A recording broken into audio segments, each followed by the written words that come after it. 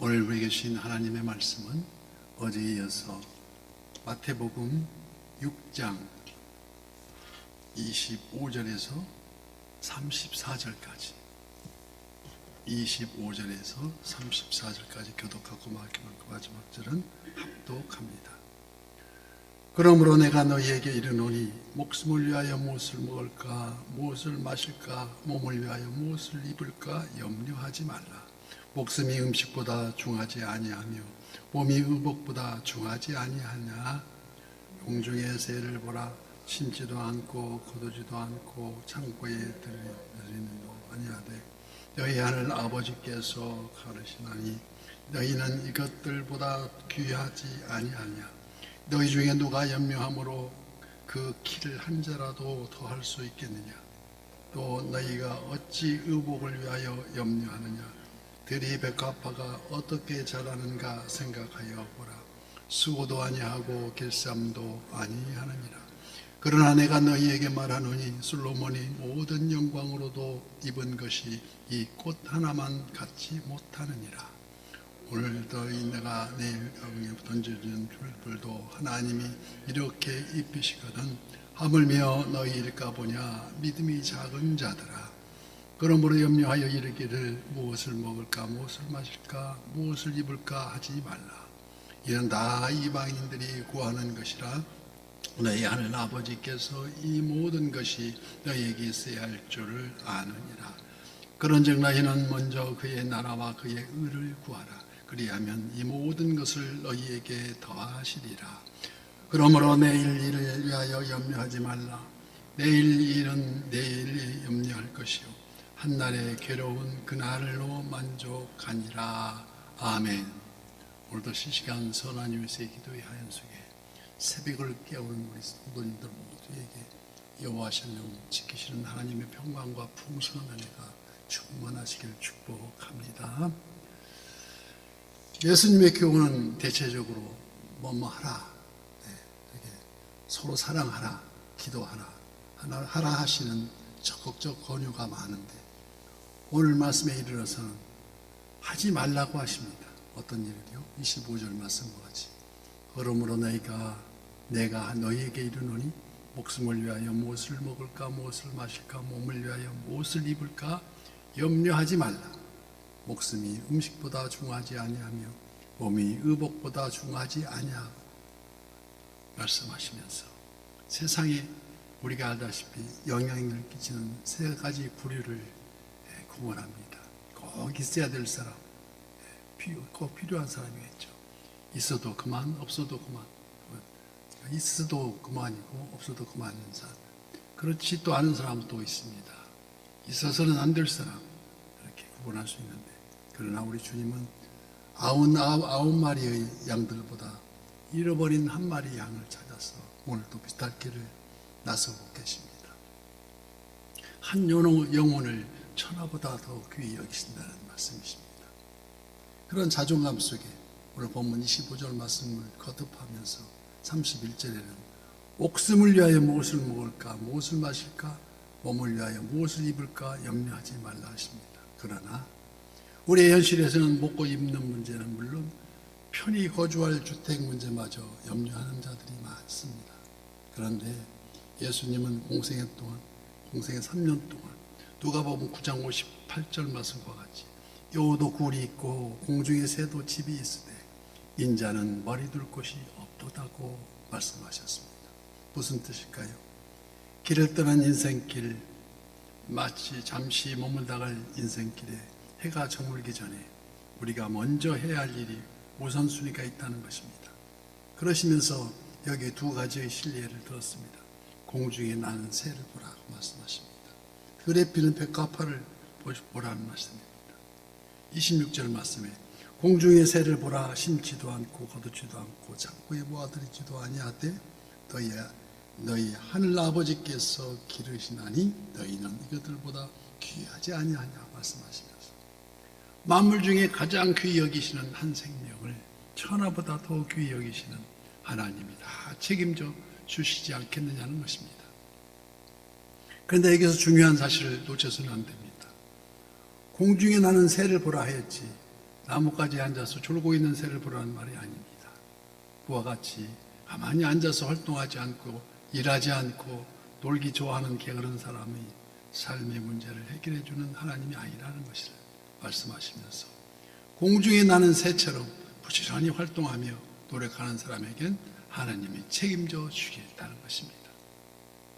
시편 128편에도 네가 내 손이 수고하는 대로 먹을 것이라고 말씀하시면서 내가 복되고 형통하리라 주님 말씀하십니다.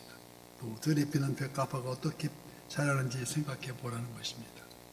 수고도 안 하고 길쌈도 안 하는데 전날 솔로몬 왕의 모든 영광으로도 입은 것이 이 꽃만 같지 못하지 않느냐는 것입니다.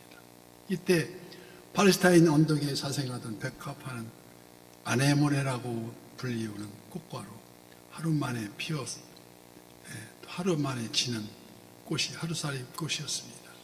이 하루살이 꽃도 하나님이 이렇듯 입히시거든 하물며 너희 인생들일까 보냐 꽃들보다 얼마나 더 귀하지 않겠느냐는 것입니다. 단 여기서도 대지에 뿌리를 내린 백합화를 말씀하시는 것이 결코 길가에 뽑혀져 있는 꽃이 아닙니다.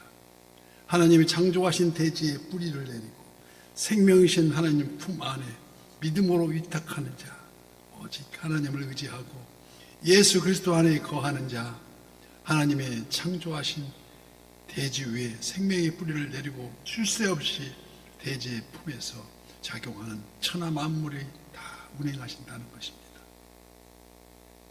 하나님 아버지께서 모든 것을 위탁하시고 자기 최선을 다하는 인생 그러한데도 염려하고 근심에 쌓여 있다면 어쩜 믿음이 작은 자니 있거나 하나님이 없이 사는 자 즉 불신앙인이 중조가 아닐 수 없습니다.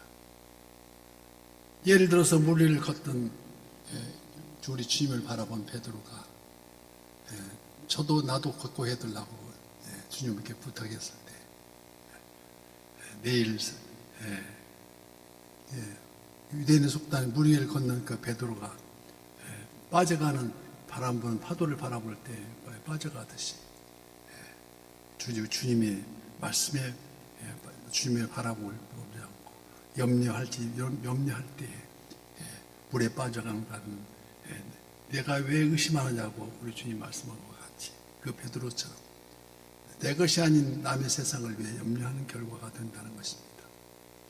염려가 가져오는 결과가 믿음이 약화시켜서 미혹의 영이 마귀의 틈을 타게 한다든가 염려가 건강을 무너뜨리는 스트레스로 불려서 만병의 원인이 된다고 합니다.